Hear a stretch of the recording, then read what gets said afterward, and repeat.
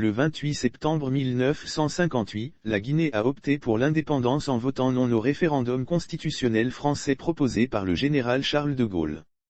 63 ans après, le président du Comité national du Rassemblement pour le développement a rendu visite mardi à la veuve d'Ahmed Sékou Touré. Nous sommes venus recevoir auprès de vous les sages conseils et de bénédictions. Vous avez vécu beaucoup de choses. Vous avez été la première dame de la République de Guinée, a introduit le chef d'état-major général des armées, général Némoï Traoré.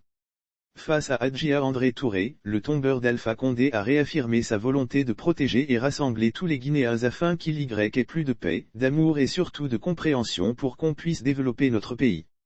Je tenais à venir vous voir. Parce que vous avez joué un rôle dans l'histoire de ce pays. Je pense que vous êtes une réalité vivante. On peut venir voir pour des sages conseils. Que tous ceux qui sont morts pour ce pays reposent en paix, prie le nouvel homme fort de la Guinée.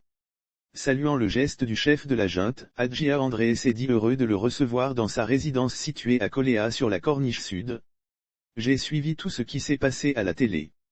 Je regarde la télé tous les jours. Je vous remercie beaucoup. Je fais des prières pour vous tous et pour le pays. Que Dieu donne la paix à ce pays, que les enfants de pays se donnent la main. Nous sommes de cœur avec vous. Même si vous n'étiez pas venu, nous faisons toujours des prières pour vous, indique l'ex-première dame de la République. Elle demande aux nouvelles autorités d'emboîter les pas à son défunt mari Sékou Touré. Le souhait, c'est que les enfants de ce pays se donnent la main. Sans l'union, on ne peut rien faire. Au moment où on prenait l'indépendance, il y a eu beaucoup de problèmes.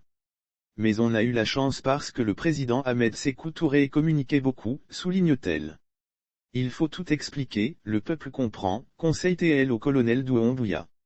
Mais, indique-t-elle avec insistance au chef de la junte, si tu ne lui expliques, il ne comprendra pas Sékou Touré, il expliquait tout au peuple.